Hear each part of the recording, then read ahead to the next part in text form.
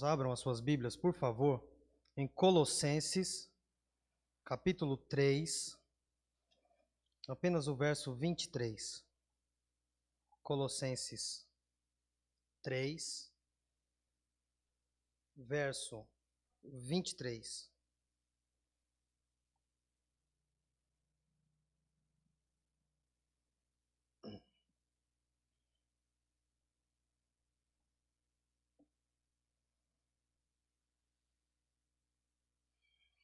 Amém. Quero ler novamente junto com os irmãos. Vamos ler todos a uma só voz. Leamos. Tudo quanto fizerdes, fazei-o de todo o coração, como para o Senhor e não para homens. Vamos ler de novo. E tudo quanto fizerdes, fazei-o de todo o coração, como para o Senhor e não para homens. Vamos orar. Deus, estamos mais uma vez orando ao Senhor, rogando, Pai, a Tua ajuda, a Tua iluminação. Ó Deus, dá a Tua graça para nós, Senhor, nessa noite, para que a gente possa aprender um pouco mais as verdades do Senhor, que essas verdades, Pai, não fiquem simplesmente na nossa mente. Ó Deus, nós não viemos aqui para nos tornarmos mais inteligentes. Não somente isso, Senhor. Nós viemos aqui para aprendermos de modo que nós sejamos mais santos, mais parecidos com o Teu Filho Jesus. Ó Deus, dai-nos essa graça, em nome de Jesus Cristo. Amém. Meus irmãos, os irmãos conseguem ver? Conseguem ver? Tudo certinho? Esse é o tema que nós vamos refletir nessa noite. Novamente, esse é um assunto que eu gosto muito de falar, sobre cosmovisão, sobre cultura cristã, sobre vocação. E é um privilégio muito grande poder estar aqui com os irmãos e poder refletir a respeito desse assunto tão importante para a nossa fé. Eu quero trazer aqui, para que a gente comece a entender um pouco sobre o que é esse estudo, uma definição desse título. Eu acredito que muitos irmãos aqui saibam o que é cosmovisão, obviamente também saibam o que é trabalho, mas eu quero trazer uma definição desse título para que a gente possa se ambientar um pouco mais nesse assunto que nós vamos refletir nessa noite. Pois bem, aí nós desmontamos esse título para que a gente possa entender melhor. Cosmovisão. Quantos aqui já ouviram esse título, essa palavra? Cosmovisão. Se a gente fosse interpretar essa palavra, traduzir essa palavra na sua etimologia, seria a junção de duas palavras, basicamente.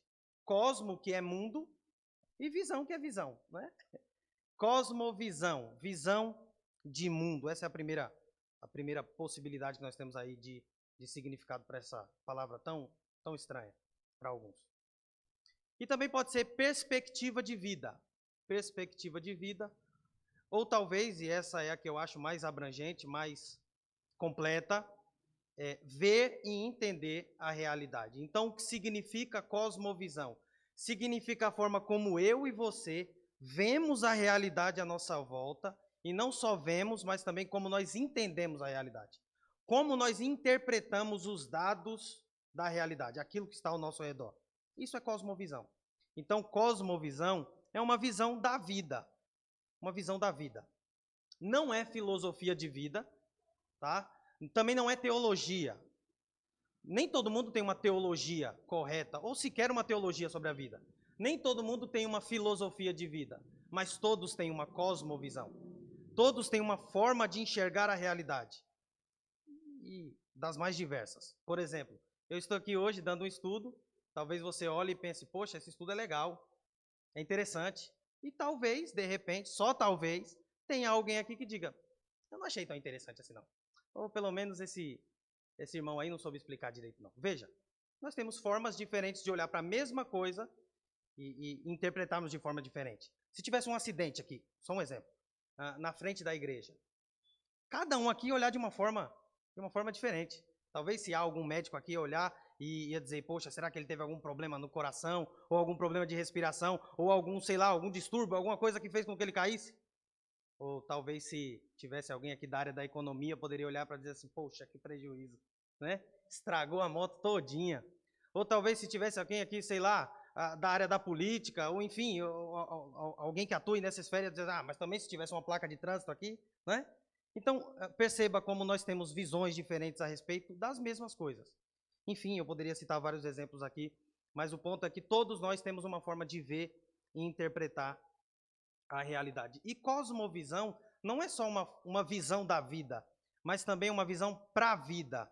O que isso significa? Significa que a forma como eu entendo a realidade determina a forma como eu vou me comportar na realidade. A forma como eu vou me comportar no mundo. E isso em todas as esferas. Por exemplo, a forma como eu entendo o sentido, o significado do dinheiro vai determinar a forma como eu gasto meu dinheiro. Sim ou não? O que eu entendo sobre religião, qual é o seu sentido, de onde ela vem, por que ela existe, se tem propósito, se é algo que faz sentido, todos esse meu conjunto de valores sobre religião vai determinar a forma como eu me comporto nesse aspecto. Deu para entender até aqui?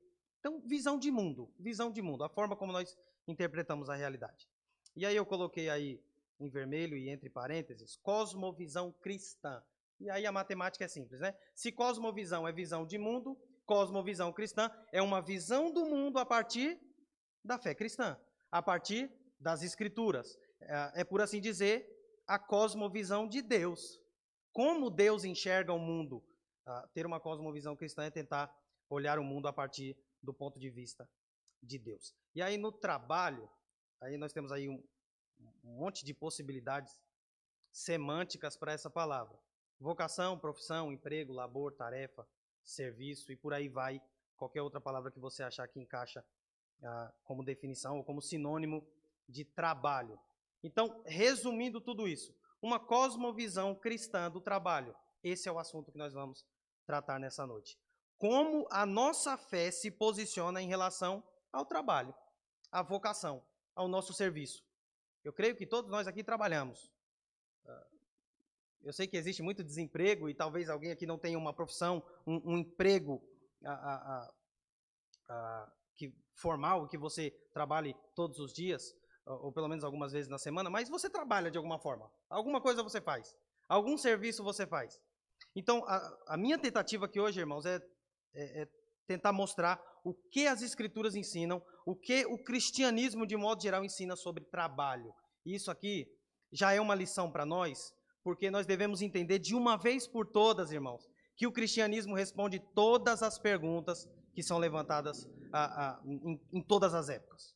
Amém? Amém para isso? Que nós possamos ter isso em mente, irmãos, sempre, porque muitas vezes nós pensamos que a nossa fé diz respeito apenas a ir para a igreja, né? A orar, ler a Bíblia, e a gente acaba se tornando um crente aos domingos, não é? Vem para a igreja, veste roupa de crente, faz cara de crente, fala um evangeliquez, expulsa uma lágrima, bate o pé, não é?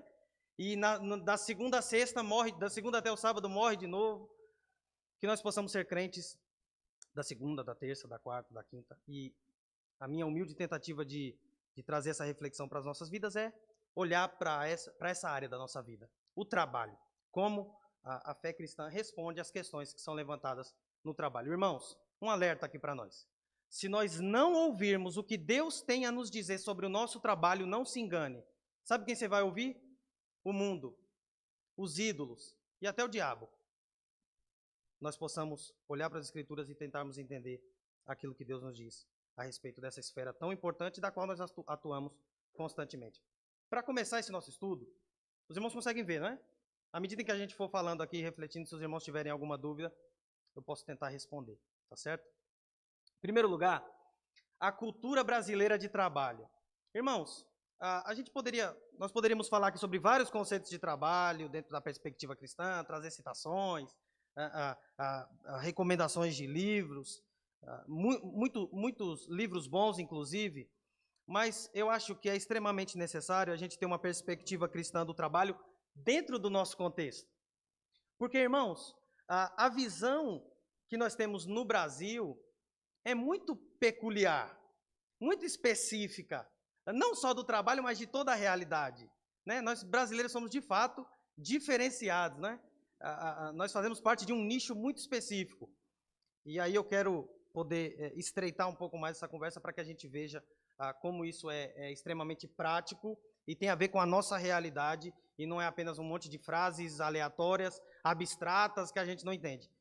Eu quero trazer esse contexto para que a gente entenda isso dentro da nossa realidade. Amém? E como eu disse, nós temos um estilo muito peculiar sobre a visão do trabalho. Eu vim da Bahia e eu sei muito bem disso, né? Muitos dizem que os baianos não gostam de trabalhar, não é? Essa é uma peculiaridade do nosso... Eu não sou baiano, não, mas eu sofro esse tipo de preconceito por ter vindo da Bahia. Dizem que se você tem um trabalho muito difícil, dá esse trabalho para um baiano, porque ele vai achar a forma mais rápida de terminar esse trabalho para que ele não se canse. Então, essa é uma das peculiaridades da nossa visão brasileira do trabalho.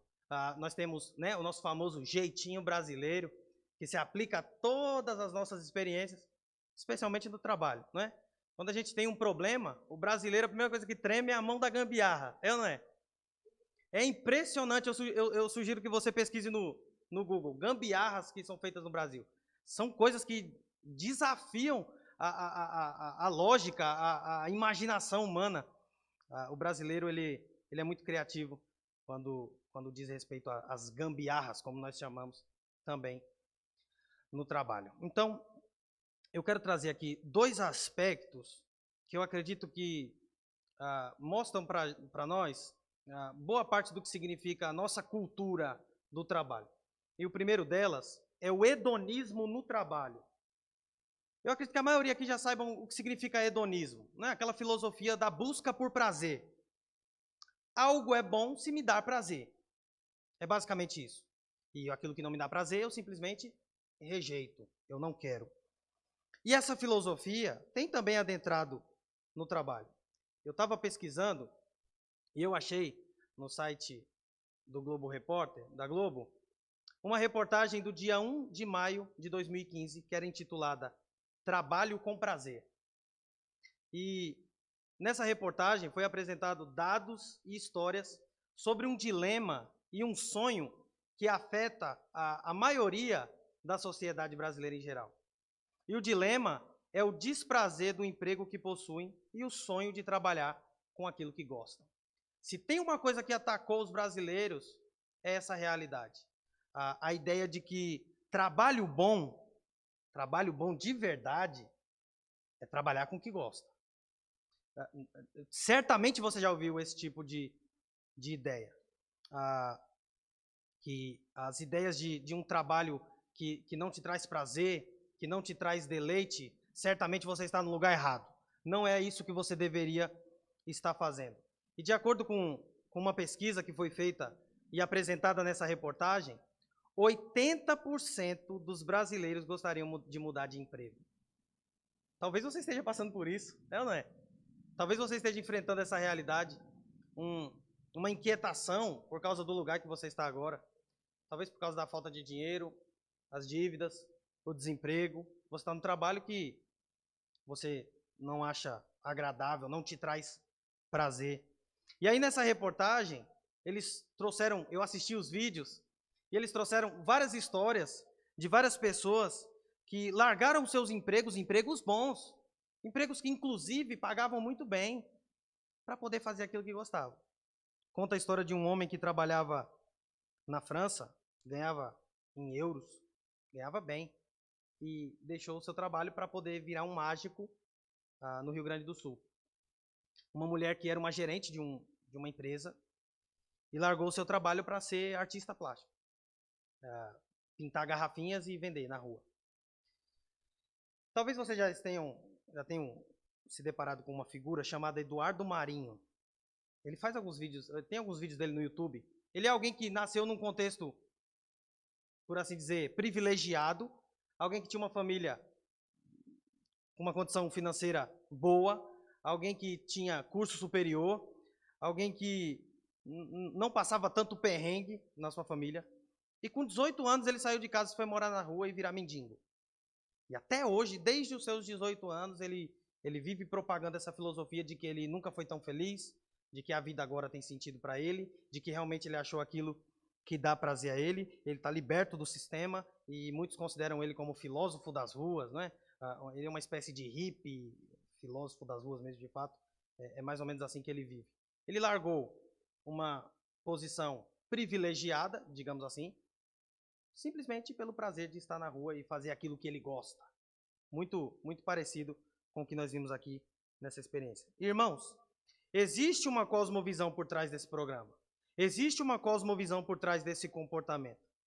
Há um enredo muito bem elaborado, um padrão de que o trabalho significa, daquilo que o trabalho significa para as pessoas. Esse programa, intitulado Trabalho com Prazer, quer passar uma mensagem para aqueles que estão ouvindo. O ideal é que todos deveriam ter prazer naquilo que fazem. É isso que essa é a ideia por trás do programa. Mas a situação real é que a maioria dos brasileiros não experimentam isso.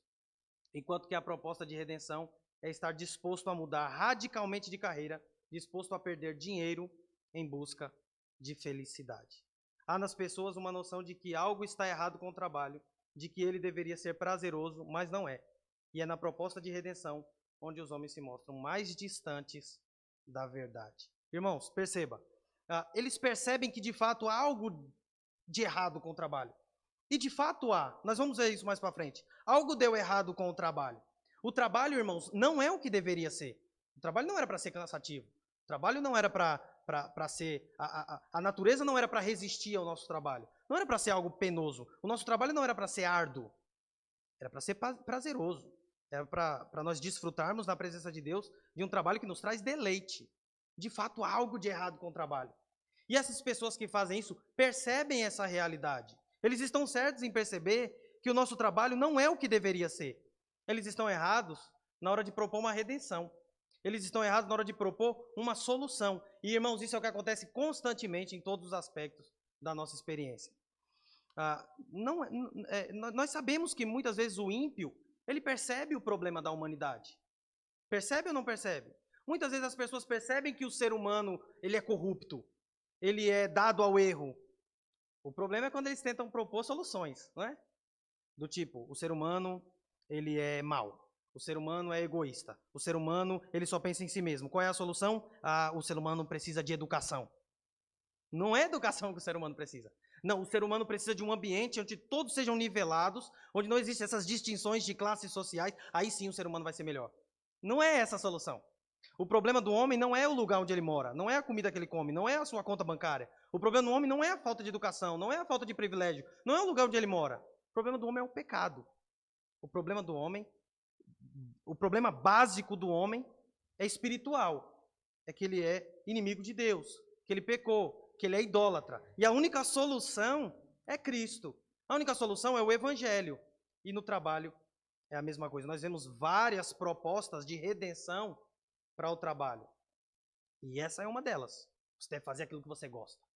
Aí sim você vai conseguir redimir o seu trabalho. E eu espero poder mostrar que não é bem assim, irmãos. O que o programa deixou implícito é que as pessoas corajosas deram um passo de fé rumo à felicidade. E isso é claramente uma proposta de redenção. A ideia de que o trabalho bom, o trabalho completo, é aquele que te dá prazer. O que o programa não destacou, irmãos, é que a maioria dos entrevistados trocou uma vida agitada pela tranquila. Veja, eles não são idólatras do dinheiro. Ora, alguns deles largaram salários gordos para virar mágico na rua, andarilho, para ganhar merreca. Veja, eles não amam o dinheiro, eles não transformaram o dinheiro no ídolo, mas transformaram a tranquilidade, transformaram o prazer num ídolo. É um outro extremo. Não é o mais comum, né? Muitas pessoas são avarentas e amam o dinheiro. Essas pessoas não amam o dinheiro. Pelo menos aparentemente é isso que eles demonstram. Mas amam a tranquilidade. Colocam a tranquilidade no lugar do real sentido do trabalho. E quase todos optam por ter o seu próprio negócio. Estimam muito a liberdade de serem os seus próprios chefes, de serem aqueles que mandam, de serem os seus próprios patrões, de se livrar de uma vez por todas das ordens daquele patrão chato. E na maioria dos casos isso é um ato de idolatria. Por isso o hedonismo, uma busca pelo prazer também no trabalho. Como eu disse, nós já ouvimos isso, talvez nós já até temos falado isso. E perceba, irmãos, não é um mal em si você ter prazer naquilo que você faz. Eu amo o que eu faço. Eu amo o meu trabalho. Eu amo a vocação que Deus me deu. Se você é alguém que trabalha com aquilo que você gosta, você é um privilegiado. Isso é muito bom. Mas isso não é tudo. Isso não é o sentido do trabalho. Os irmãos entendem? O seu trabalho não é bom simplesmente porque é o que você gosta. Simplesmente porque é o que você gosta. Esse é um dos aspectos da nossa visão de trabalho na nossa cultura. O segundo aspecto é o pragmatismo. Se por um lado, na nossa cultura, há aqueles que buscam no trabalho apenas uma fonte de prazer, onde o dinheiro é a nossa... Aliás, onde o prazer é a nossa finalidade última, onde o bem-estar, a realização própria é o propósito, há, por outro lado, aqueles que buscam no trabalho apenas aquilo que eles podem oferecer, apenas aquilo que ele pode oferecer. Os resultados, dinheiro, resultados rápidos, sucesso, fama, liberdade, status, reconhecimento e coisas desse tipo. Existe essa visão pragmática do trabalho, onde você é transformado não em alguém que busca apenas você mesmo, não é um narcisismo, mas é uma cultura que te transforma num animal. Você é pragmático, você só quer resultados. O seu trabalho é só um meio, é só um veículo, é só uma forma de obter algo maior. Existe também essa visão na nossa cultura.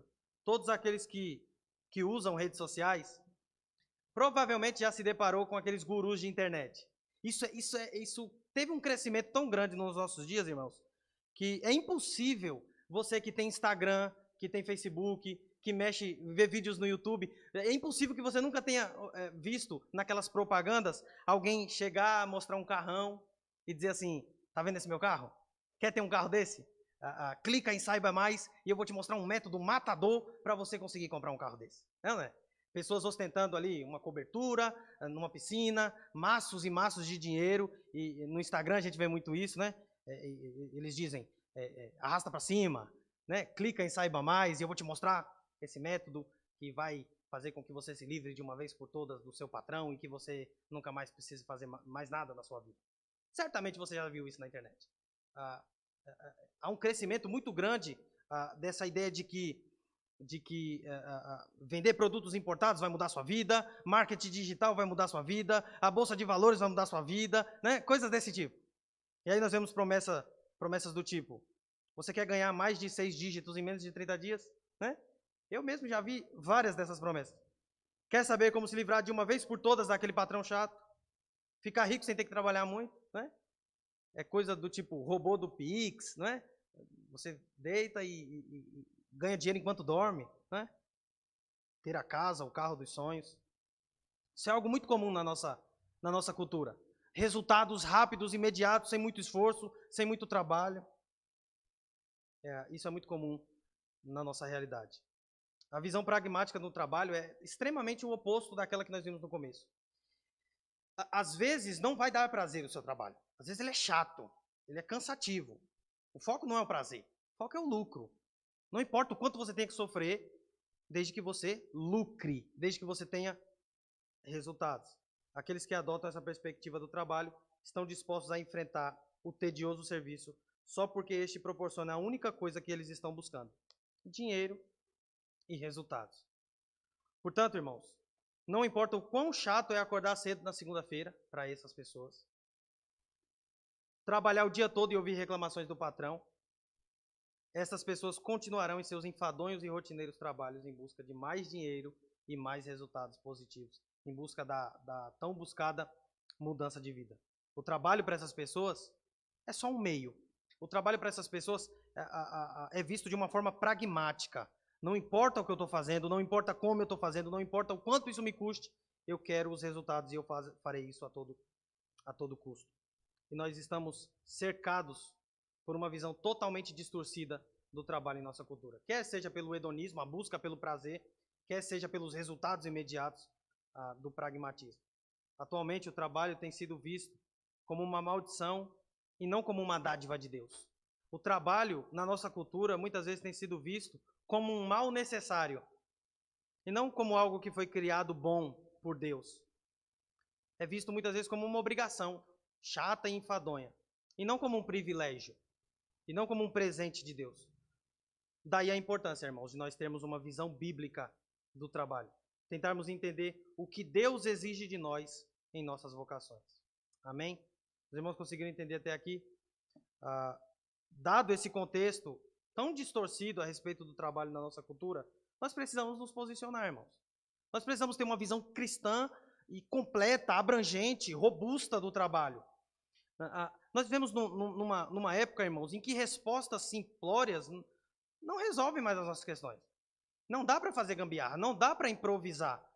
Nós devemos ter uma visão clara sobre o trabalho. Todos nós aqui trabalhamos. E se você não tem uma visão cristã do trabalho, você vai trabalhar de qualquer outra forma, menos de forma cristã. Que nós possamos tentar resgatar uma visão cristã do trabalho. Eu quero trazer para nós aqui agora como é que nós, geralmente, temos pensado sobre o trabalho. É bem verdade que os cristãos têm se calado em várias áreas da experiência humana. Você não vê muitos cristãos falando dos outros campos do saber, além de teologia, filosofia e coisas desse tipo. Isso tem sido resgatado, graças a Deus, por causa do esforço de muitos servos de Deus que têm trazido palestras, estudos, editoras que têm traduzido livros excelentes sobre esses assuntos. De um tempo para cá, graças a Deus, esses assuntos têm sido abordados no nosso contexto.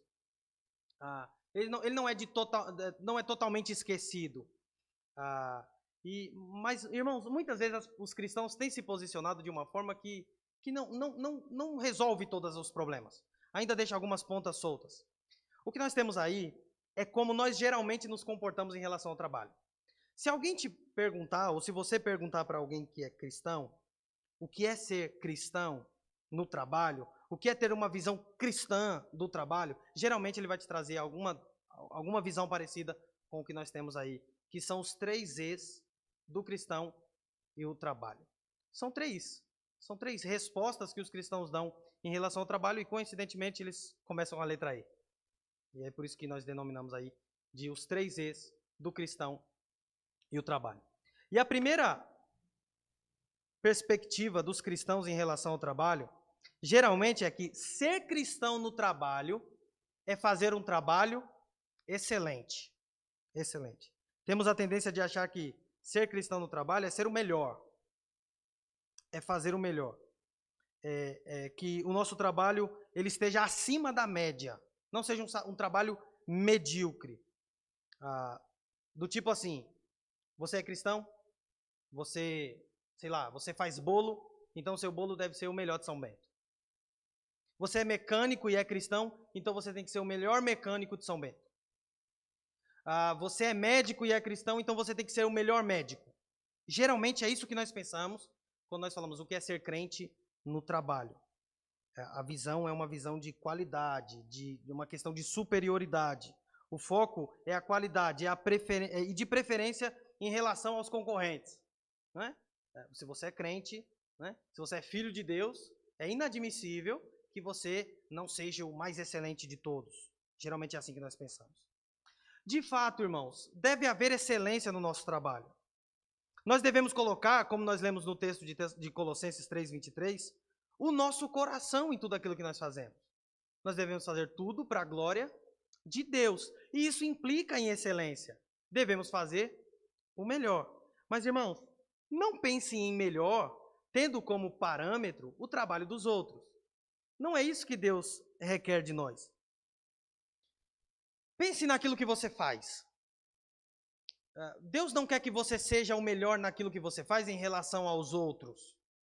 Não é uma questão de concorrência. Não é uma questão de superioridade.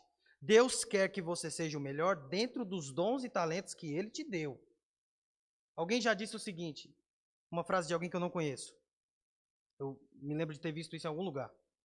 Deus não quer que eu seja o mais inteligente do mundo, o mais inteligente de todos. Mas Deus quer que eu seja o mais inteligente que eu possa ser. Deus não quer que eu use toda a inteligência do mundo, mas Deus quer que eu use toda a inteligência que Ele me deu, a inteligência que eu tenho. Você é um pintor, você é um músico, você é um médico, você é um cozinheiro, uma cozinheira, uma dona de casa, você é uma babá, o que você é? Você não deve ser melhor do que os outros, não é isso que você deve almejar. O que você deve ser é o melhor dentro dos dons e talentos que Deus te deu, dentro da vocação que Ele te deu. Nesse sentido, eu acho que a gente pode dizer que se tem alguém com quem nós devemos concorrer, é com nós mesmos. É com nós mesmos. Nós devemos buscar a excelência, mas não como é visto geralmente. A excelência deve ser baseado naquilo que Deus nos deu. Com base naquilo que Deus nos deu. Amém, irmãos? Alguma dúvida? Não? Então vamos prosseguir. A segunda visão, que geralmente é comum quando os cristãos tentam se posicionar em relação à visão do trabalho, é sobre ética. Um trabalho cristão é um trabalho voltado para a ética.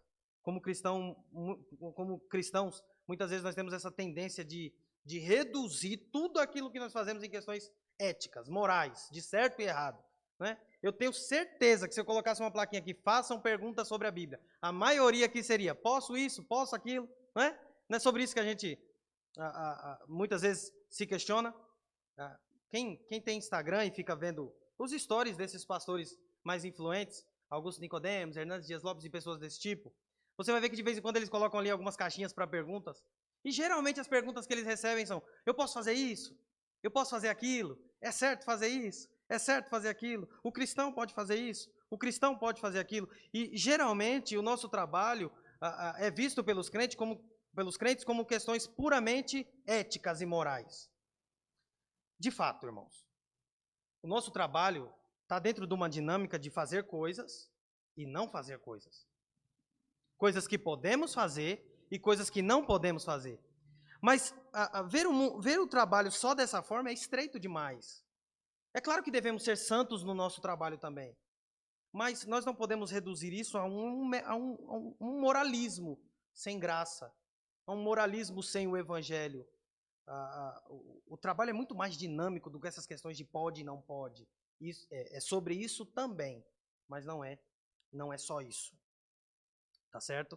Então, a última, e talvez essa seja a mais popular, é que o trabalho cristão é aquele que permite a evangelização. Isso é impressionante como os cristãos acham que o trabalho cristão é somente aquele que me permite evangelizar. Se esse trabalho não me permite evangelizar, então não é um trabalho cristão. Irmãos, é verdade que nós devemos pregar o evangelho em todo e qualquer lugar, em tempo e fora de tempo. Né? Nós devemos pregar o evangelho em todo o contexto. Mas reduzir o trabalho cristão apenas a uma oportunidade de pregar o evangelho faz com que a gente, muitas vezes, negligencie a nossa própria tarefa no trabalho. O que não pode acontecer, irmãos. Eu me lembro e nunca esqueço de ter visto um vídeo uma vez de um jovem se gabando porque já foi demitido de vários trabalhos, porque ao invés de trabalhar ele ficava evangelizando e lendo a Bíblia. Irmãos, ele estava errado. É claro que ele pode ler a Bíblia e evangelizar os seus colegas de trabalho. Mas desde que isso não faça ele negligenciar o trabalho. Porque no final das contas ele não está evangelizando no trabalho. Ele está só evangelizando. Não tem trabalho. E aí esse jovem batia no peito e se gabava e achava que aquilo era alguma prerrogativa, algum distintivo, o fato dele ter sido demitido. E ele dizia no vídeo, devia ser algum pentecostal ou neopentecostal, dizendo que era o inimigo se levantando contra a vida dele, porque ele nunca iria se calar. Ele era um pregador do evangelho, um missionário, afinal de contas. E então, não importa quantas vezes ele seria demitido, ele iria continuar pregando o evangelho. Irmãos, ele está errado. Você pode pregar no seu trabalho. Talvez você deva pregar no seu trabalho. Orar pelos seus amigos, fazer devocional, ler a Bíblia, sei lá, entregar um panfleto, falar de Cristo para alguém do evangelho. Mas desde que isso não comprometa a sua produtividade, o seu trabalho. Senão, não há trabalho. Que nós possamos ter isso em mente. É geralmente assim que nós respondemos às questões de trabalhos como cristãos. Só que, irmãos, essa não é uma visão abrangente. Ser cristão no trabalho, ter uma visão do trabalho que seja baseada nas Escrituras, tem tudo isso aí. Tem excelência, tem ética e pode haver também evangelismo. Mas não é só isso. Aliás, não é essa a proposta que a Bíblia traz. Não é essa a proposta que a Bíblia traz. Na proposta bíblica, essas coisas vêm junto. Elas vêm junto. Mas não é essa a proposta. A proposta, irmãos, é a que eu trago aqui em seguida. Uma abordagem do trabalho a partir do enredo bíblico. Antes de falar sobre isso, nós devemos tratar sobre o que é o enredo bíblico, ou o que é a metanarrativa bíblica. Nós temos um defeito muito sério na nossa teologia, um erro que nós cometemos constantemente, é de achar que a Bíblia é um livro com várias historinhas, né? Geralmente nós cometemos esse erro quando vamos ensinar as crianças, né? A Bíblia é um livro que tem a historinha de Sansão, a historinha de Davi, a historinha de Salomão, a historinha de Josué, de Moisés, de Abraão, de Isaac, de Jacó, de Jesus. Não é assim, irmãos. A Bíblia não é um livro cheio de histórias desconectadas e das quais não tem nada a ver uma com a outra. A Bíblia ela só traz uma história, irmãos. Uma única história. A grande história, que é a história da redenção.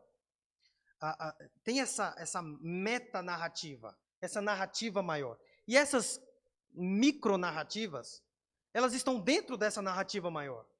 Elas não estão isoladas. Elas não são paralelas. Elas não são independentes. Elas fazem parte de um enredo maior. Todas essas historinhas, como nós chamamos, elas estão dentro desse quadro de criação, queda, redenção e consumação. Né?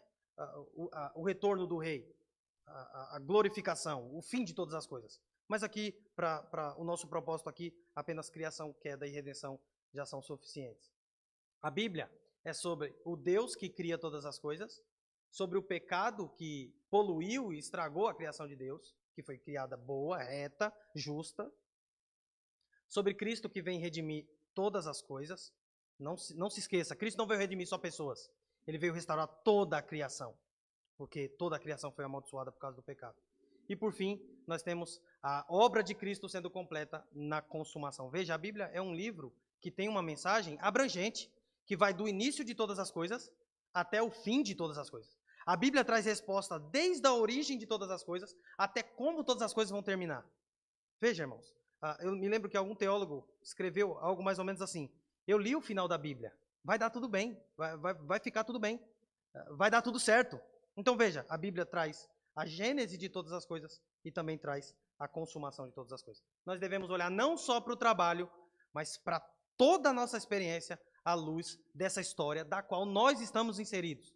Nós estamos dentro dessa história, irmãos. Fomos criados, caímos, somos regenerados e seremos glorificados. Amém? Então é assim que nós devemos olhar para o trabalho. Olhar para o trabalho da perspectiva da criação é, em primeiro lugar, lembrar que o trabalho foi criado. Criado por quem? Pelo próprio Deus. Aliás, irmãos, Deus se apresenta em Gênesis 1 como aquele que trabalha. Deus teve uma semana de trabalho, 6 dias de muito trabalho. João 5:17, Jesus diz: o meu Pai trabalha até hoje, e eu também trabalho. Então, olhar para o trabalho da perspectiva da criação, é entender que Deus, o supremo trabalhador, foi quem criou o trabalho. E isso, irmãos, como nós já vimos aqui, é bem óbvio. É antes ou depois da queda? O trabalho é antes ou depois da queda? É antes. O trabalho vem na criação e não na queda.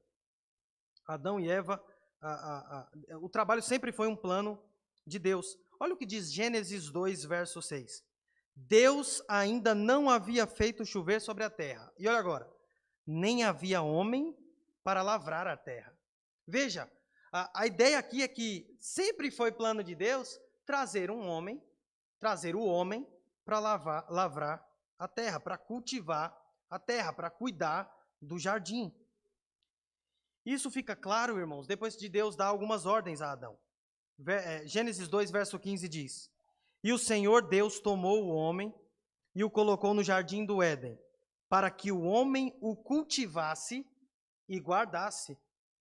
O homem, irmãos, deveria cultivar e guardar a terra, desfrutar e proteger, usufruir e desbravar a terra, descobrir as potencialidades da terra.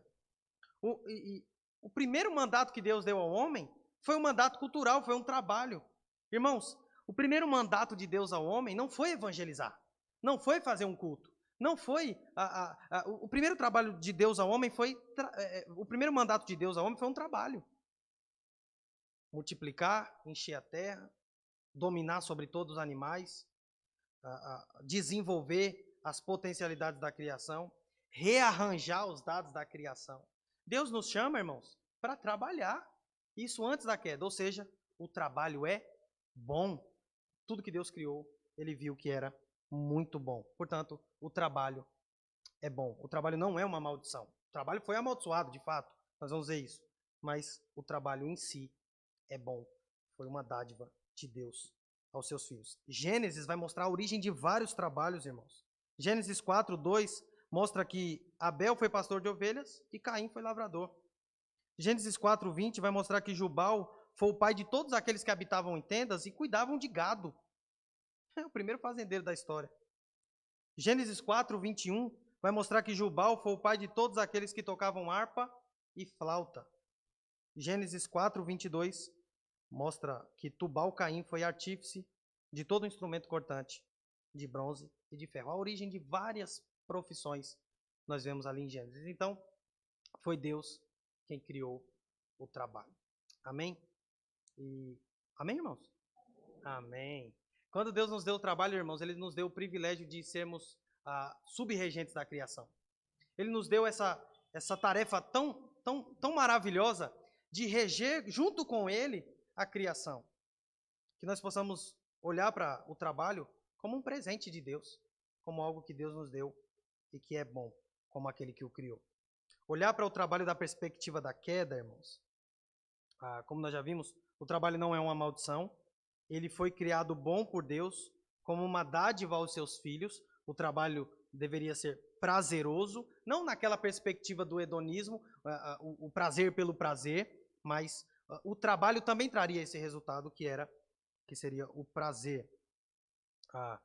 Então ele é um santo privilégio e nós fazemos parte dessa tarefa tão maravilhosa. E apesar do trabalho em si não ser uma maldição, ele foi amaldiçoado pelo pecado. Depois da queda de Gênesis 3, a terra resistiria ao homem com cardos e abrolhos. O homem vai trabalhar, mas a terra sempre se opõe. Irmãos, isso aqui é uma lição para nós, que nós devemos entender de uma vez por todas. Todo trabalho é cansativo. Todo trabalho é um trabalho árduo. Não importa se você trabalha com uma caneta ou se você trabalha com uma enxada. Todo trabalho, por causa da queda, não produz o resultado que é esperado dele. Não pense que você é alguém privilegiado só porque você ganha bem e aparentemente não faz muitas coisas, né? A Bíblia diz que nós vamos comer do suor no nosso rosto. Mas talvez você pense assim, mas onde eu trabalho, no meu escritório, tem ar-condicionado, né? Não é uma referência meramente ao suor, no sentido literal da palavra, mas no sentido de que o trabalho cansa. O trabalho não traz o lucro que é esperado, não traz os resultados que deveriam trazer. Não importa onde você trabalha, o seu trabalho não produz o que deveria produzir. Você não está plenamente satisfeito com o seu trabalho. Seria auto-engano se você acreditasse nisso.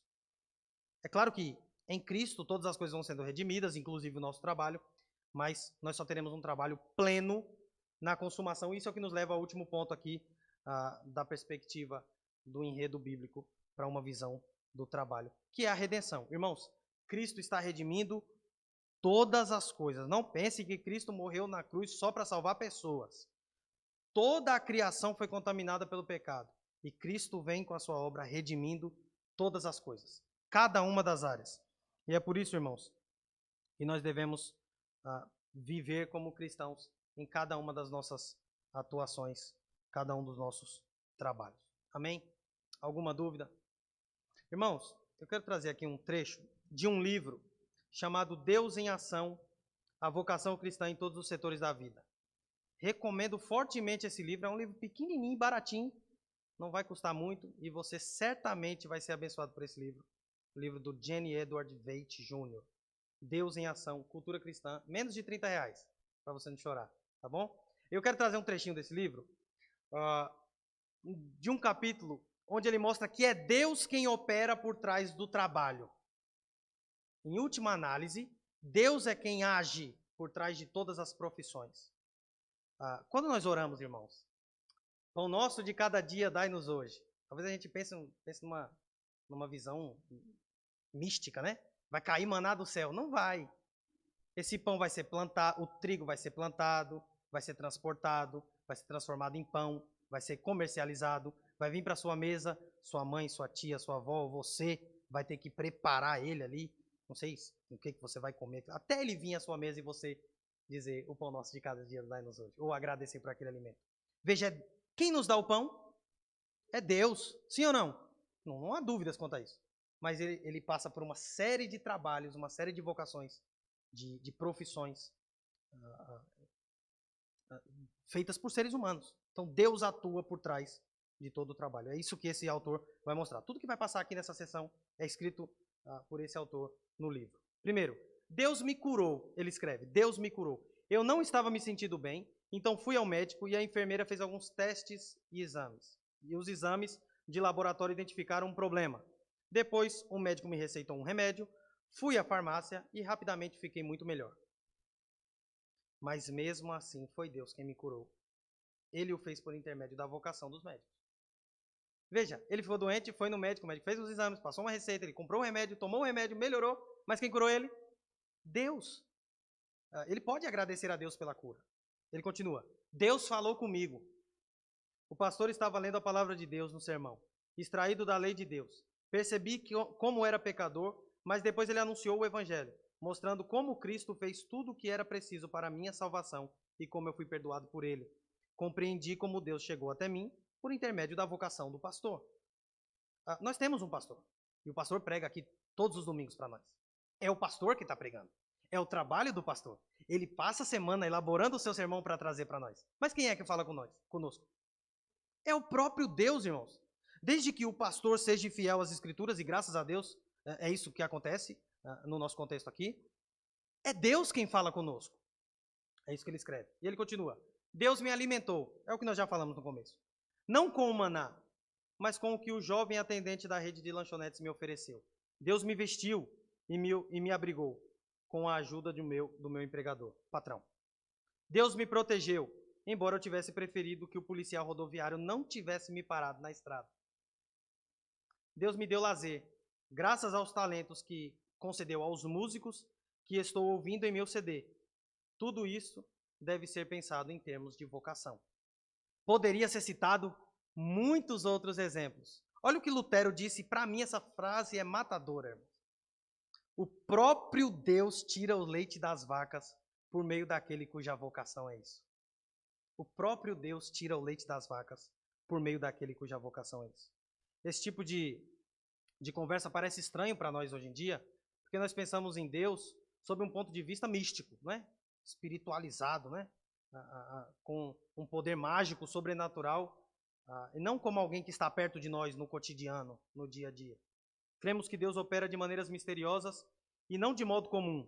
Se Ele vai nos curar, esperamos algo espetacular, algo sobrenatural. Alguém se levantar de uma cadeira de roda, de um leito de hospital, algo que nenhum médico conseguiria explicar. Talvez é isso que nós atribuímos a Deus. E não algo comum como ir ao médico, tomar um remédio. Nós não temos essa visão, geralmente. Isso acontece algumas vezes, mas a maneira mais usual que Deus usa para nos curar, para nos abençoar, para nos proteger, para nos alimentar, para nos trazer lazer, é de formas ordinárias, de formas comuns. Ele vai falar conosco, queremos ouvir. Se ele vai falar conosco, muitas vezes nós queremos ouvir uma voz interior, não é? Uma intuição, algo que fala dentro de nós, algo bem subjetivo, ou uma visão, né? Uma visão misteriosa, mística, sobrenatural. Deus usar um livro, tinta num papel, ou até mesmo um pregador, para nós parece algo muito distante, muito estranho, né? Alguém que é igual a mim, e é Deus que está falando comigo, geralmente não é assim que nós pensamos, e geralmente isso nos deixa desapontados. A visão usual que temos de Deus é que Ele não faz parte do nosso mundo exterior. Ou Ele está acima de nós, numa visão da transcendência de Deus de forma exagerada, no mundo cotidiano, ou então Ele está dentro de nós, como se nós fôssemos seres privilegiados, né? Uma espécie de pequeno anjo Gabriel com um surto de celestialidade. Muitas vezes é isso que nós pensamos a respeito de nós mesmos. Mas as coisas não são assim. A verdade é que Deus realmente transcende a criação. Deus é infinito, é transcendente, mas Ele também é imanente. Ele se relaciona, Ele governa o mundo, Ele se revela, Ele intervém no mundo. O apóstolo Paulo diz o seguinte: Ele mesmo é quem a todos dá vida, respiração e tudo mais. Não está longe de cada um de nós, pois nele vivemos, nos movemos e existimos. Para terminar, eu gostaria de trazer essa aplicação para nós, irmãos. O trabalho para a glória de Deus. Resumindo, o trabalho para a glória de Deus, a forma como nós devemos processar tudo isso que nós vimos na prática, é entender a relação entre fé e obras. Fé e obras. O meu relacionamento com Deus consiste em fé. Pela fé sois salvos. E isso não vem de vós, é dom de Deus, para que ninguém se glorie. A fé é o único veículo que nos leva até Deus. Né? Esse foi um dos lemas da Reforma Protestante. Somente a fé. Mas, irmãos, o nosso trabalho também conta no nosso relacionamento com o próximo. É claro que na nossa relação com Deus, a única coisa que nós somos justificados unicamente pela fé. Mas no meu relacionamento com você, no seu relacionamento comigo, deve haver serviço, deve haver trabalho, deve haver boas obras. E isso é o que nos leva ao segundo ponto, que é dar e receber. Na nossa visão cristã do trabalho, deve haver reciprocidade. Eu te abençoo com o meu trabalho e você me abençoa com o seu trabalho. Você é um músico, você vai me abençoar com belas canções.